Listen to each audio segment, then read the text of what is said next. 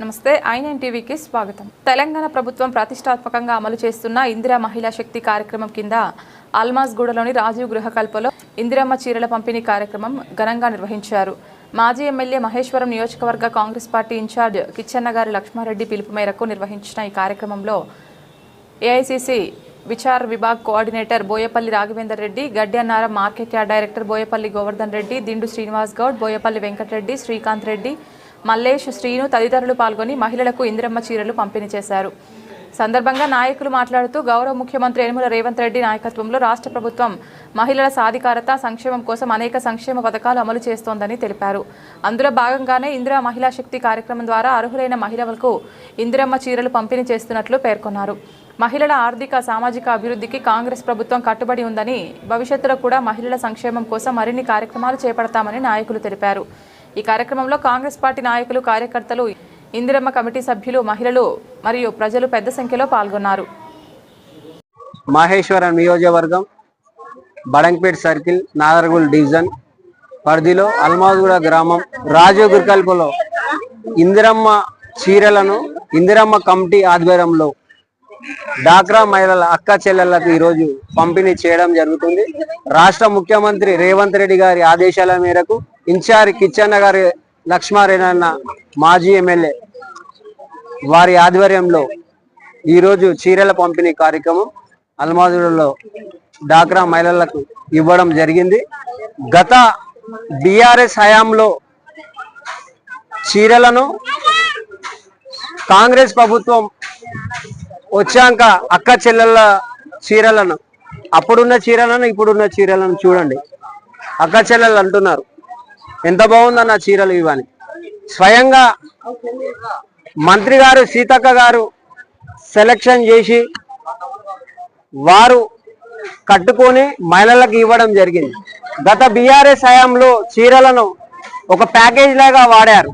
కేసీఆర్ ప్రభుత్వంలో చీరలను బావి దగ్గర, వ్యవసాయ పొలాల దగ్గర కొంగలు బెదిరించడానికి కట్టుకోవడం జరిగింది. ఈరోజు అక్క చెల్లెళ్ళు ప్రతి ఒక్కరూ ఆడపడుచులు కట్టుకుంటున్నారు. ముఖ్యమంత్రి గారు ప్రత్యేకమైన శ్రద్ధ తీసుకున్నారు.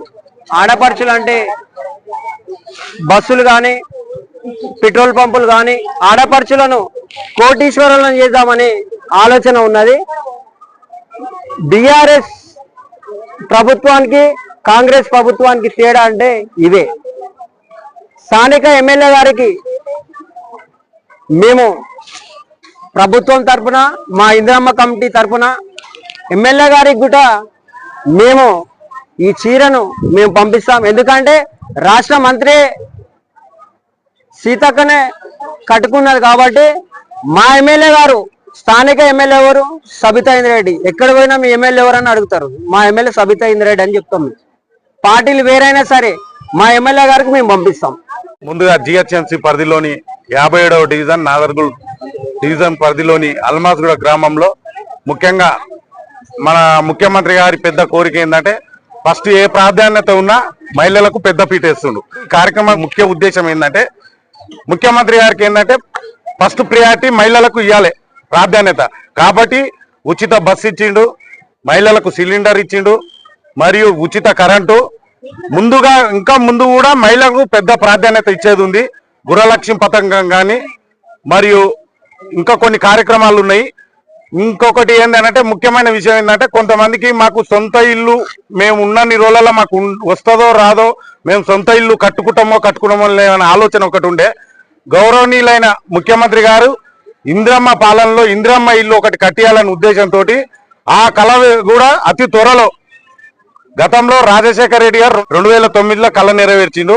పేదవాళ్ళకు ఒక డబుల్ బెడ్రూమ్ ఇల్లు అని ఇందిరమ్మ రాజీవ్ గృహకల్ప ఇచ్చిండు. మరియు భవిష్యత్తులో కూడా మన రేవంత్ రెడ్డి గారు డబుల్ బెడ్రూమ్ ఇల్లు అతి త్వరలో మనకు సంతోషకరమైన వార్త చెప్పబోతుండు. ఇల్లు లేని వాళ్ళకి అదొక కళగా నిలవేరిపోతుంది. కాబట్టి మహిళలు ఎవరు కూడా నిరుత్సాహపరచకుండా ఒకటి ఏంది అని అంటే మాకు కూడా ఒక ఇల్లు మేము బతుకున్న రోజులలో మాకు వచ్చింది అనే సంతోషంతో ఉండాలనే ఉద్దేశంతో మహిళలకు ప్రాధాన్యత ఇస్తుండు. ఒక్కసారి మీరు గత చీరలతో పోల్చుకుంటే ఇప్పుడున్న ఈ మహిళల ముఖాలలో ఒకసారి సంతోషం చూడండి. ఈ చీరలకు ఆ చీరలకు ఎంత తేడుందో వాళ్ళ నవ్వులు అవి వాళ్ళ సంతోషం చూడండి. కాబట్టి అవకాశాన్ని అందరూ వినియోగించుకోవాలి.